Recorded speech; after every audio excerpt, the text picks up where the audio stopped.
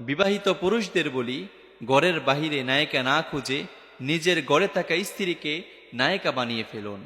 কেননা আল্লাহ তাআলার সৃষ্টি কোনো নারী অসুন্দর নয়, সকল নারী সুন্দরী। তবে মাঝে মাঝে নারীকে অসুন্দর মনে হয়। এটার অন্যতম একটি কারণ হলো অযত্ন, অবহেলা, মানসিক নির্যাতন। পুরুষ যখন নারীকে অবহেলা করে, নারীকে নির্যাতন করে, নারীকে আস্তে আস্তে করে দুঃখ, কষ্ট, বেদনা দিয়ে দূরে ঠেলে দেয়, তখন একটা সুন্দরী নারী অসুন্দর হয়ে যায়। যে পুরুষ যত বেশি যত্নশীল, তার স্ত্রী তত বেশি সুন্দরী। এজন্য প্রিয় ভাই, আপনাকে বলছি, ঘরের বাহিরে গিয়ে নায়িকা খুঁজবেন না। আপনার ঘরে থাকা স্ত্রীকে নায়িকা বানিয়ে ফেলুন না। তার যত্ন নিন, তাকে ভালোবাসা দিন, তাকে সম্মান দিন, তাকে আগলে রাখুন। দেখবেন আপনার চোখে যে স্ত্রীটা এখন অসুন্দরী মনে হচ্ছে, সে হয়ে যাবে আপনার পৃথিবীতে সবচেয়ে বেশি গুণবতী, রূপবতী, সুন্দরী নারী।